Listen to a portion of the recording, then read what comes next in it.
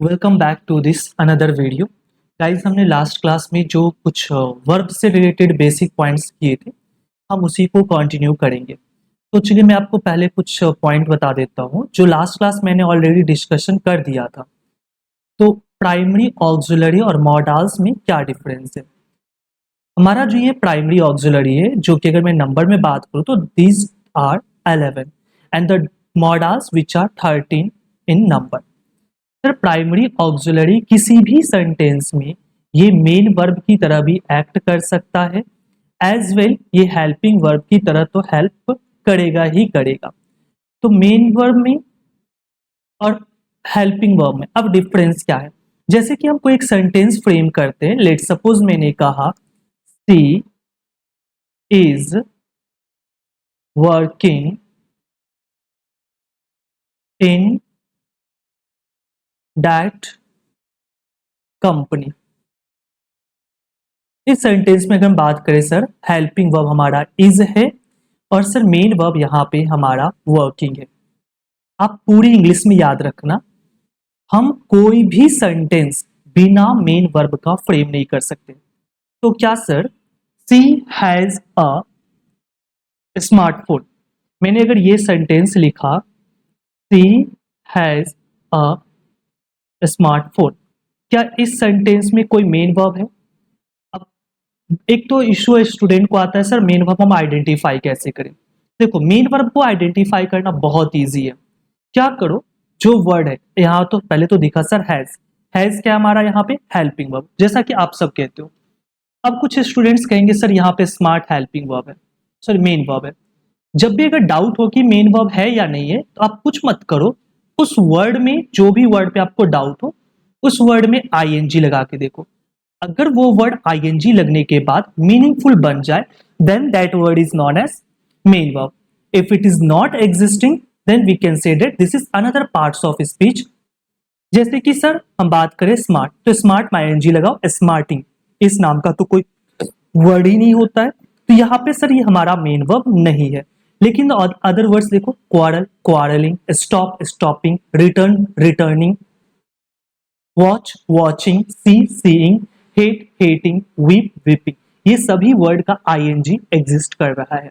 तो जब हमने किसी भी वर्ड में आईएनजी लगा के चेक करना है, if it is meaningful then that is a main verb. तो यहाँ पे सर क्या सेंटेंस में तो कोई मेन वर्ब नहीं है, तो क्या ये सेंटेंस रॉन्ग है? मैंने ऐसा कब कहा? सेंटेंस तो बिल्कुल करेक्ट, आप सबने बचपन से पढ़ते हुए आ रहे हो। हैज यहाँ पे हमारा पोजीशन शो कर रहा है, तो यहाँ पे सर ये जो हैज है ये तो हेल्पिंग वर्ब है, मेन वर्ब नहीं है। तो इसी के लिए यहाँ पे सर हम हैज को हेल्पिंग वर्ब नहीं मेन वर्ब बताएंगे। Got it? जैसे कि आप सब जानते होंगे, जो हमारा एक स्टेट होता है, स्टेट को रन कौन करता है? स्टेट को रन करने वाला तो चीफ मिनिस्टर होता है। लेकिन कभी मान लो चीफ मिनिस्टर अब्सेंट है, तो उसकी जगह पे कौन स्टेट को रन करता है? सर डिप्टी चीफ मिनिस्टर जो है स्टेट को रन करेगा। तो मुझे इतना बताना, क्या डिप्टी सीएम के पास उतनी पावर होती है जितनी कि सीएम के पास होती है? बिल्कुल सर, जब अगर सीएम अब्सेंट है तो डिप्टी सीएम के पास भी उतनी पावर होगी जितनी कि डिप्टी सीएम के पास होगी। लेकिन अगर फिर जैसे सीएम जो है अपना लीव कंप्लीट करके वापस आता है, क्या डिप्टी सीएम की उतनी पावर होगी जितनी की पहले थी? आंसर है नो। अब डिप्टी सीएम जो है सीएम के अकॉर्डिंग कहने पे चलेगा, सेम यहाँ पे है। सर अगर हेल्पिंग वर्ब के बाद, सॉरी, कहीं पे भी आपको प्राइमरी ऑक्सिलरी के बाद मेन वर्ब अवेलेबल है तो हम इसे हेल्पिंग वर्ब के नाम से जानेंगे। अगर मेन वर्ब अवेलेबल नहीं है, then this 11 primary auxiliaries are known as main verb. Hope so clear होगा। चलते हैं नेक्स्ट पॉइंट पे। अच्छा, अब आता है सर हमारा यूजेस ऑफ मॉडल्स, कि सर हम मॉडल्स का यूज कैसे करते हैं, कौन सी मीनिंग में करते हैं। फर्स्ट हमारे पास मॉडल आता है कैन, और कैन का सर कुड से क्या रिलेशन है? तो कैन का पास्ट फॉर्म जो है वो हमारा कुड हो जाएगा। अब कैन का सर हम यूज कहां करते हैं? ऐसा कोई भी वर्क जिसको करने के लिए हमें पावर चाहिए, sir power it means physical power चाहिए। जस्ट लाइक कि a lion can kill a deer, एक लायन मार सकते हैं डियर को। देखो किल, किल क्या है हमारा? ये मेन वर्ब का first form. Always you should remember that models is always followed by base form of the verb. अगर मॉडल्स लिखे हो तो इसके आगे वर्ब का फर्स्ट फॉर्म का आना कंपलसरी है। देखो एक लायन क्या कर सकता है, डियर को मार सकता है, तो लायन को डियर को मारने के लिए क्या चाहिए, पावर चाहिए। सी कैन लिफ्ट 50 केजी, सी कितना उठा सकती है, 50 किलो। तो सी को 50 केजी उठाने के लिए क्या चाहिए, पावर चाहिए। देखो कैन के बाद लिफ्ट, लिफ्ट वर्ब का फर्स्ट फॉर्म है। वैसे भी वर्ब को आइडेंटिफाई करने के लिए मैंने ये भी बताया था, अगर उसके लास्ट में हिंदी प्रोनाउंसिएशन में ना आ रहा है then that is also known as main verb. Lift उठाना आया ना, लिफ्ट का ING lifting. You can next sir can का सेकेंड यूज होता है एबिलिटी को बताने के लिए। सर एबिलिटी क्या होता है, एबिलिटी हम कहते हैं ऐसा कोई भी वर्क जिसको करने के लिए हमें टैलेंट की जरूरत हो, mental ability. Just like you can solve this puzzle with in 2 minute, तुम इस पजल को सॉल्व कर सकते हो कितने मिनट में, 2 मिनट में सॉल्व कर सकते हो। सर यहाँ पे कैन हमारा मॉडल्स है और मॉडल्स के बाद यहाँ पे वर्ब का फर्स्ट फॉर्म है। और बताओ पजल सॉल्व करने में हमें क्या चाहिए, टैलेंट चाहिए। सी कैन स्पीक 5 लैंग्वेजेस, सी कितनी लैंग्वेज बोल सकती है, 5 बोल सकती है। सर सी को 5 लैंग्वेज बोलने के लिए क्या चाहिए, उसके पास टैलेंट चाहिए। नेक्स्ट आता है सर हमारा कैपेसिटी, क्षमता की बात करते हैं किसी भी सेंटेंस में। जस्ट लाइक सी कैन, यहाँ पे टाइपिंग मिस्टेक है, she can eat 50 water balls, सी कितना वाटर बॉल खा सकती है, 50। मतलब सी की कैपेसिटी है कि वो 50 वाटर बॉल को डाइजेस्ट कर सकती है। He can swim across the river, he क्या कर सकता है, वह तैरकर नदी को पार कर सकता है। ही की कैपेसिटी की बात हो रही है। नेक्स्ट आता है सर कैन का फोर्थ यूज, जो कि है सर फॉर्मल रिक्वेस्ट और परमिशन। जब भी हमें किसी से परमिशन लेना हो या नॉर्मली हमें फॉर्मल रिक्वेस्ट करना हो तो उसके लिए हम कैन का यूज करेंगे। Just like can I take your bike for an hour, क्या मैं तुम्हारा बाइक 1 घंटे के लिए ले सकता हूँ। Answer if you want to give him then you can reply with yes, if you don't then you can reply with no. तो यहाँ पे क्या है, ये हम किसी से हम रिक्वेस्ट कर रहे हैं, वैसे फॉर्मल के लिए। हाँ अब देखो जनरली आप सब लोग बचपन से बोलते हुए आ रहे हो sir may I come in sir, may I go out sir. तो सर अगर किसी से हमें परमिशन लेना हो विद रिस्पेक्ट, वैसे हम आगे देखेंगे, जब भी हमें किसी से रिस्पेक्टफुली परमिशन चाहिए तो हम मे का ही यूज करते हैं। फॉर्मल रिक्वेस्ट है तो हम कैन का यूज कर सकते हैं। और यही सेंटेंस अगर पास्ट की हैबिट को बताए, जो पास्ट से रिलेटेड हो जाए, तो फिर हम सर यहाँ पे यूज करेंगे कुड। नेक्स्ट आता है सर हमारे पास मे का पास्ट फॉर्म हमारा यहाँ पे है माइट। सर मे की फर्स्ट यूज की अगर बात करें तो मे का फर्स्ट यूज होता है पॉसिबिलिटी को बताने के लिए। वैसे मे का यूज होता है अगर कोई काम की होने की ज्यादा पॉसिबिलिटी है तो हम उसके लिए मे यूज करेंगे। अगर किसी काम के होने की पॉसिबिलिटी बहुत कम है then we can use might also. Just like the train may come late today, train आज लेट आ सकती है। अच्छा एक और क्वेश्चन है मेरा आपसे, क्या आप बताओगे सेंटेंस में ऑब्जेक्ट कौन है। The train may come late today, यहाँ पे सर मे हमारा क्या हो गया, मॉडल्स, और मॉडल्स के बाद कम वर्ब का फर्स्ट फॉर्म है। तो क्या सर लेट ऑब्जेक्ट है या टुडे ऑब्जेक्ट है, मुझे ये बताओगे। बहुत सारे स्टूडेंट्स क्या कंफ्यूजन में रहते हैं ना कि मेन वर्ब के बाद अगर कोई भी पार्ट्स ऑफ स्पीच आ रहा है then that is known as object, जो क्या बहुत बड़ी गलती करते हो। ये जरूरी नहीं कि वो ऑब्जेक्ट ही हो। अब जैसे इधर आ जाओ, a lion can kill a deer, यहाँ पे जो और डियर लिखा हुआ है सर ये हमारा ऑब्जेक्ट है। अब क्वेश्चन है sir she can speak 5 languages, she can speak 5 languages, sir ये हमारा ऑब्जेक्ट है। You can solve this puzzle, sir ये ऑब्जेक्ट है। She can lift 50 KG, sir ये ऑब्जेक्ट है। अब कैसे सर ऑब्जेक्ट कैसे कह दिया हमने इसे, ऑब्जेक्ट वो parts of speech, sorry not a parts of speech, object वो पार्ट होता है सेंटेंस का जिसमें सब्जेक्ट जो वर्क करे उस वर्क का इफेक्ट जिसके ऊपर आएगा। Just like a lion can kill a deer, एक लायन मार सकता है एक डियर को। तो बताओ अब इसके ऊपर इफेक्ट आएगा कि नहीं आएगा, आएगा ना। अच्छा सी कैन लिफ्ट 50 केजी, सी उठा सकती है क्या उठा सकती है, 50 केजी उठा सकती है। तो यहाँ पे भी तो इफेक्ट आएगा ना। तो सर अब हम ऑब्जेक्ट को कैसे पहचानेंगे। अच्छा नेक्स्ट एग्जांपल्स है यहाँ पे, द ट्रेन में कम लेट टुडे, यहाँ पे हमारा कोई भी ऑब्जेक्ट नहीं है। कैसे कह दिया, देखो मैं बहुत अच्छा से इसका कॉन्सेप्ट बता रहा हूँ, कॉन्सेप्ट पे फोकस करना, ट्रिक वगैरह पे फोकस मत करो। जब भी कभी किसी सेंटेंस में ऑब्जेक्ट आइडेंटिफाई करना हो तो सेंटेंस में जहां पे वर्ब लिखा हुआ है वहां तक एज इट इज कंटिन्यूअसली पढ़ डालो। Just like a lion can kill. और इसके बाद क्या करो, तुम दो क्वेश्चन वर्ड WH वर्ड से क्वेश्चन पूछो। क्या सर? या तो व्हाट या तो whom से। अगर व्हाट और whom से कोई वर्ड का आंसर मिल रहा है, then that word is known as object of the sentence. Just like a lion can kill whom? A deer. She can lift what? 50 kg. You can solve what? This puzzle. He can speak what? 5 languages. अब जैसे क्या यहाँ पे देखो, he can swim across the river। क्या sir इस sentence में कोई ऑब्जेक्ट है? आंसर है no. he can swim what? कुछ आंसर मिला? नहीं मिला। he can swim whom? Answer मिला? नहीं मिला। जैसे इसमें she can eat what? 50 water balls. Sir ये ऑब्जेक्ट है। तो ऐसे हम ऑब्जेक्ट को आइडेंटिफाई करते हैं। अगर अच्छा लग रहा हो तो प्लीज गाइस कमेंट करके जरूर मुझे बताना। नेक्स्ट आता है जैसे लाइक कि पॉसिबिलिटी। मैं मे की बात करता हूं, my friend may come tomorrow. ये क्या है? ये पॉसिबिलिटी कि मेरा फ्रेंड कल आ सकता है। तो क्या एक पॉसिबिलिटी है, हो सकता है वो आ भी सके, आ भी जाए या नहीं भी आए। नेक्स्ट हम बात करें सर मे का सेकेंड यूज। मे का सेकेंड यूज हम करते हैं विशेष को बताने के लिए। विशेष को बताने के लिए वो भी ऑप्टेटिव सेंटेंस में। ऑप्टेटिव सेंटेंस में जनरली ये सेंटेंस जब भी आप ऑप्टेटिव लिखोगे तो वो सेंटेंस आपका मे से स्टार्ट होगा और उस सेंटेंस के लास्ट में आपको साइन ऑफ एक्सक्लामेशन देखने को मिलेगा। Just like may you live long, may you achieve your goal. तो ये सेंटेंस जो है हम किसी को ब्लेसिंग्स देते हैं। सर ऑप्टेटिव कहते किसको है? ऑप्टेटिव वो सेंटेंस होते हैं जिसमें हम किसी को अपने विशेष देते हैं। सर विशेष में क्या होते हैं? सर विशेष में हम किसी को ब्लेसिंग्स देते हैं या किसी को हम कर्स देते हैं, या तो हम किसी को अपना डिजायर बताते हैं या किसी के लिए हम कोई प्रे करते हैं, तो वो सेंटेंस को हम ऑप्टेटिव सेंटेंस कहते हैं।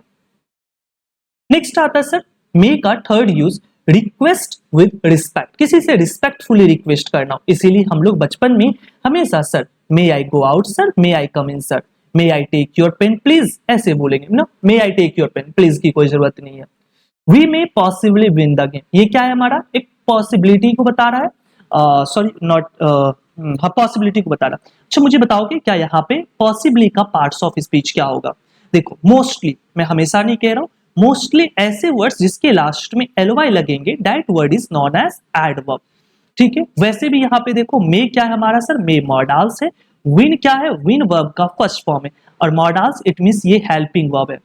जब भी कभी हेल्पिंग वर्ब और मेन वर्ब के बीच में कोई वर्ड आता है that is known as adverb. अच्छा सर मैंने कहा सर ये पॉइंट जो है ना 98% ly से एंड होने वाले वर्ड एडवर्ब होते हैं। अच्छा सर ऐसे कौन से वर्ड है जो एडवर्ब नहीं होंगे ly से एंड होने पे?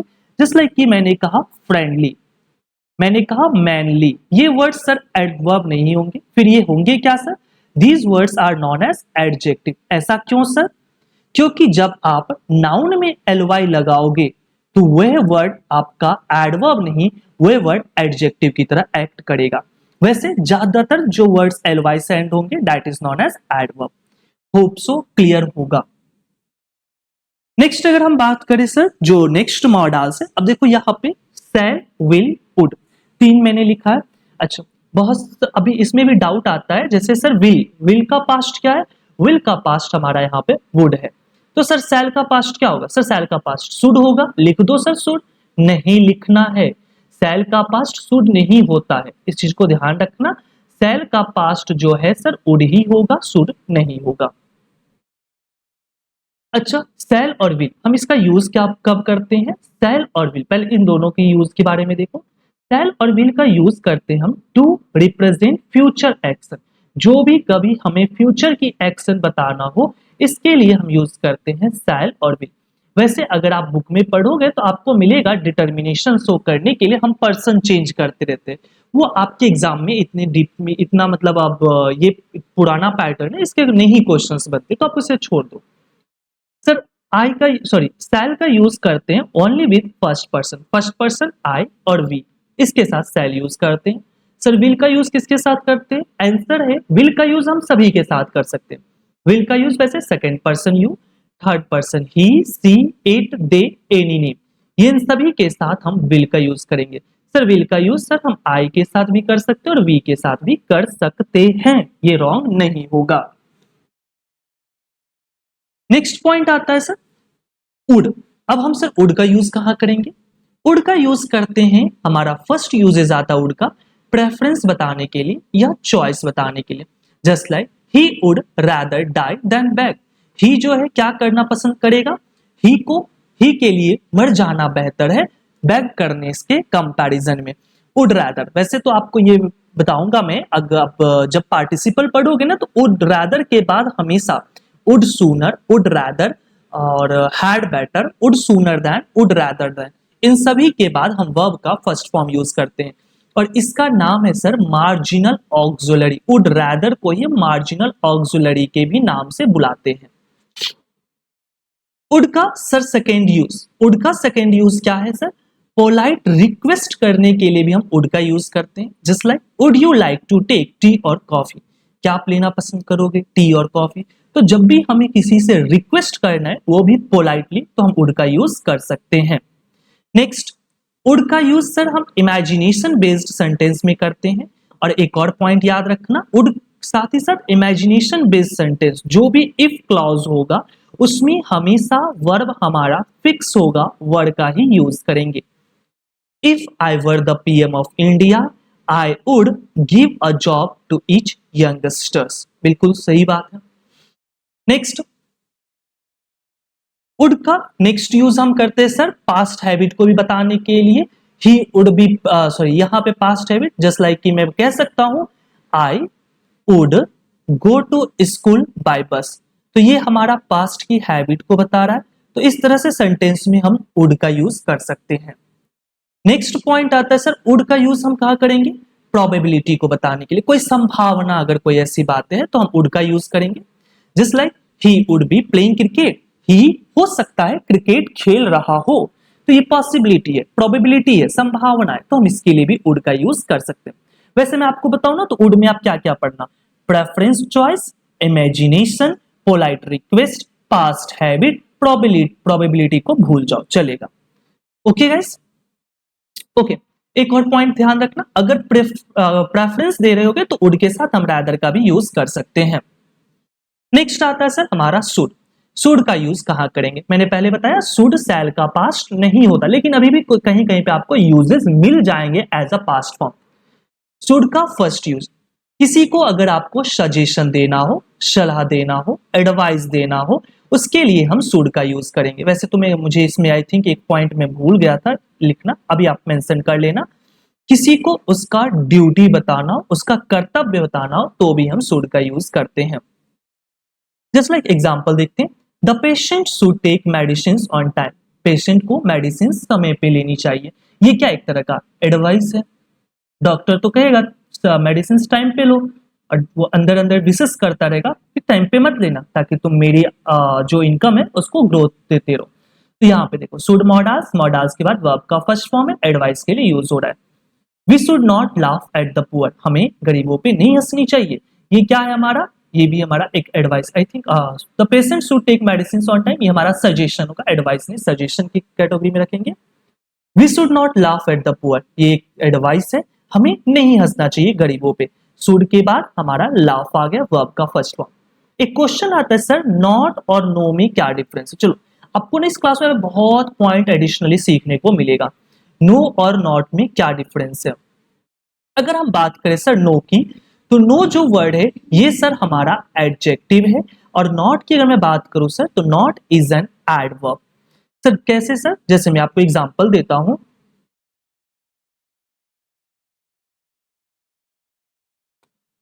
आई have dash a pen, I have dash pen. और एक और एग्जांपल है, I have dash done the project. अब बताओगे क्या फील करोगे?